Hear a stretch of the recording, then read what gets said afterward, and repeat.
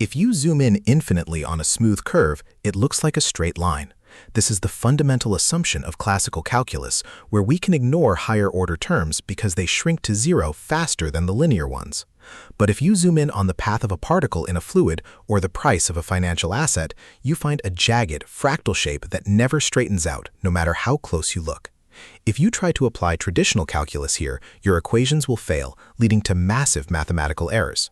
To see why this happens, we must look at how random fluctuations force us to rewrite the rules of change.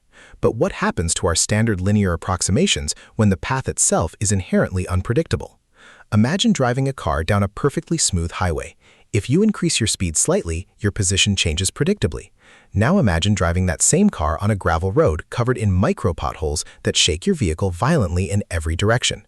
Even if the average shake is zero, the continuous vibration causes your tires to slip, systematically altering your actual distance traveled compared to what your odometer reads. This is the difference between deterministic calculus and stochastic calculus. In the deterministic world, small fluctuations cancel out. In the stochastic world, the randomness itself creates a physical drift. To understand this drift geometrically, we have to look at how we approximate functions using a classic mathematical tool. When we approximate a smooth curve near a point, we use a Taylor series. Geometrically, this means we approximate the curve first with a tangent line, represented by the first derivative term, f dx.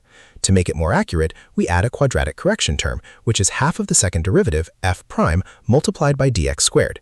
In standard calculus, as the step size dx approaches zero, the term dx squared becomes infinitely smaller than dx, so we discard it without losing any accuracy.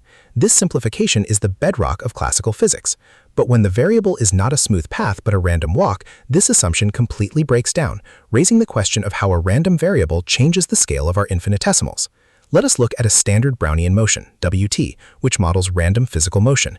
If you plot its path over time, you see a highly irregular trajectory. Geometrically, the variance of this motion over a small time interval dt is exactly equal to dt. Because variance is the square of the typical step size, this means the typical change in the random path, dwt, is proportional to the square root of dt. When we write this mathematically, dwt is on the order of dt to the power of 0.5. This scaling difference is critical. If the step size is proportional to the square root of time, what happens when we try to square that step size in our Taylor expansion? In classical calculus, squaring a tiny change dx yields dx squared, which is so small we treat it as zero. But if we square our stochastic change, dwt, we are squaring a term proportional to the square root of dt. Mathematically, squaring the square root of dt gives us exactly dt. This means dwt squared is not a negligible higher-order term. It is of the exact same order of magnitude as our time step dt. Geometrically, the microscopic variations do not vanish when squared. They accumulate into a deterministic linear trend. This mathematical reality forces us to keep the second-order derivative in our approximation. But how does this extra term physically alter our equations? To visualize this geometrically, imagine a symmetric random walk on a curved parabolic surface.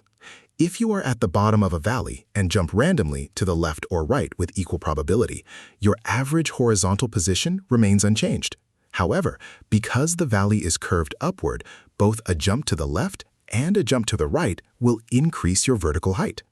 The symmetric noise in the horizontal direction is converted by the curvature of the surface into a systematic upward movement. This is the geometric origin of Ito's lemma. The curvature of the function interacts with the variance of the noise to create a steady, predictable drift, which leads us directly to the complete mathematical formulation. We can now construct the formal equation for Ito's lemma. Let a stochastic process xt have a drift mu and a volatility sigma, written as dxt equals mu dt plus sigma dwt. If we have a function f of this process and time, its total change df is given by the partial derivative with respect to time plus the partial derivative with respect to x multiplied by dxt plus 1/2 of the second derivative with respect to x multiplied by dxt squared. Replacing dxt squared with sigma squared dt yields the final equation. df equals the partial derivative with respect to time plus mu times the partial derivative with respect to x plus 1/2 times sigma squared times the partial derivative with respect to x squared dt plus sigma times the partial derivative with respect to x dwt. Every term in this equation represents a specific geometric transformation, but how does this look when applied to a real financial model? Let us apply this tool to model stock prices using geometric Brownian motion, where the stock price st follows dst equals mu st dt plus sigma st dwt. If we want to find the behavior of the logarithm of the stock price, we define our function as f equals ln s. The first derivative of ln s is 1 over s, and the second derivative is negative 1 over s squared. Plugging these into Ito's lemma, the second-order term introduces a negative correction of minus 1/2 sigma squared dt. The resulting equation shows that the log of the stock price grows at a rate of mu minus 1/2 sigma squared, not just mu. The volatility physically drags down the median growth rate of the asset, demonstrating a crucial concept that standard calculus completely misses. What happens when we apply this to physical laws? Ignoring this curvature correction term is not just a theoretical mistake, it has massive real-world consequences.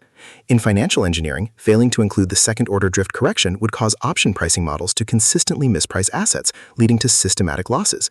In physics, ignoring this term violates the conservation laws in diffusion processes.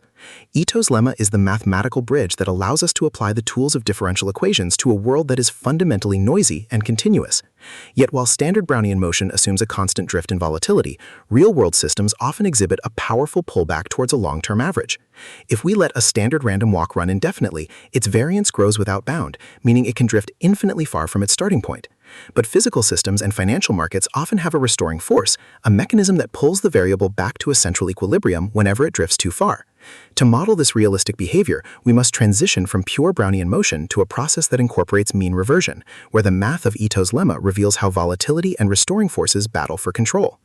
To see exactly how this model operates and how to deploy it in quantitative finance, click on the next video about why use the Ornstein-Uhlenbeck process in trading, the math behind it.